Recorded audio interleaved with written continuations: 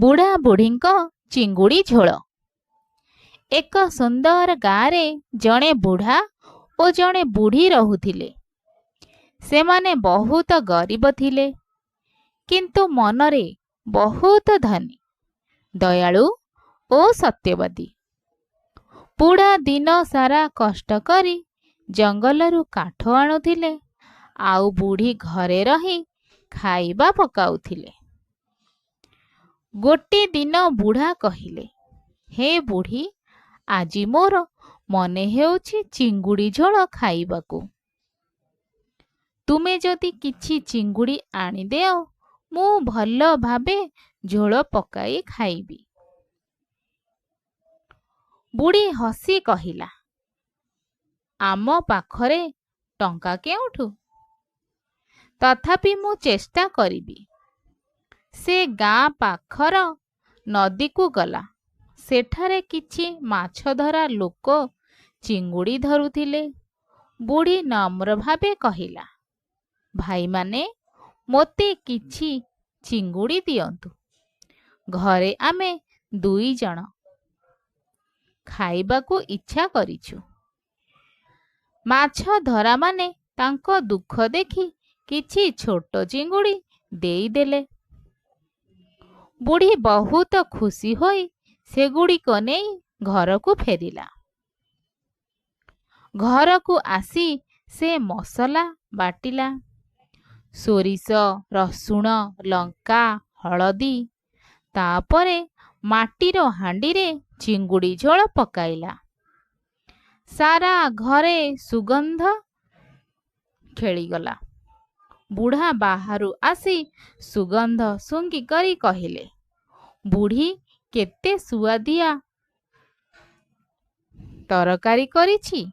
ଆଜି ଆମର ଭୋଜ ହେବ। ବୁଢ଼ୀ କହିଲା, ତୁମେ ହାତ ମୁହଁ ଧୋଇ ଆସ। ମୁଁ ଭାତ ଓ ଝୋଳ ପ୍ରସ୍ତୁତ କରୁଛି। ଏହି ସମୟରେ ଗାଁରେ ଜଣେ ଲୋଭୀ ପଡ଼ୋଶୀ ଏହି ସୁଗନ୍ଧ ଶୁଙ୍ଘିକରି ଆସିଲେ। ସେ ମନେ ମନେ ଭାବିଲା, ଆହା, ବୁଢ଼ା ବୁଢ଼ୀ ତ ଭଲ ଖାଦ୍ୟ ପକାଉଛନ୍ତି। ମୁଁ ଯଦି କିଛି ଚତୁରାଇ କରି ଏହାକୁ ଖାଇପାରିଲେ। ସେ ଚୁପଚାପ ଘର ପାଖକୁ ଆସି ଝରକାରେ ଦେଖିଲା। ବୁଢ଼ୀ ଭାତ ନେବାକୁ ଘର ଭିତରକୁ ଗଲା। ବୁଢ଼ା ବାହାରେ ହାତ ଧୋଉଥିଲେ। ସୁଯୋଗ ଦେଖି ସେ ଲୋଭୀ ଲୋକ ହାଣ୍ଡିରୁ ଚିଙ୍ଗୁଡ଼ି ଝୋଳ ଚୋରି କରି ନେଲା ଏବଂ ଦୌଡ଼ି ଚାଲିଗଲା। ବୁଢ଼ୀ ଫେରି ଆସି ଦେଖିଲା ହାଣ୍ଡି ଖାଲି।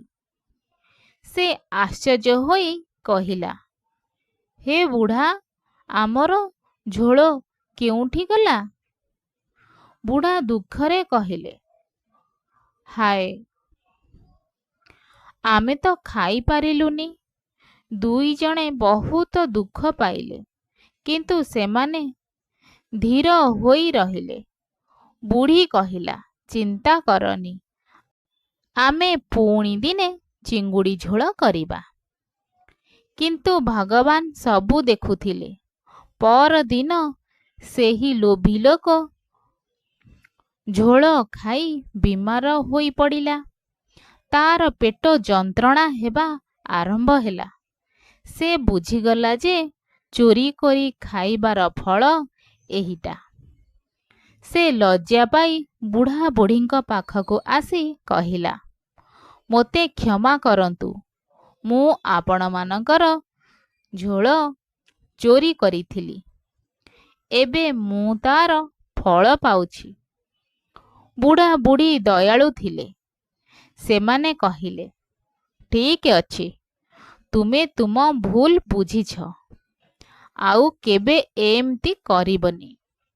ସେ ଲୋକ ତାର ଭୁଲ ସୁଧାରିଲା ଏବଂ ପରେ ଭଲ ମଣିଷ ହୋଇଗଲା। କିଛି ଦିନ ପରେ ଗାଁରେ ଉତ୍ସବ ହେଲା। ସେହି ଲୋକ ବୁଢ଼ା ବୁଢ଼ୀଙ୍କୁ ଆମନ୍ତ୍ରଣ କରି ଭଲ ଭୋଜନ ଖୁଆଇଲା ଆଉ ସମ୍ମାନ କଲା। ଧନ୍ୟବାଦ।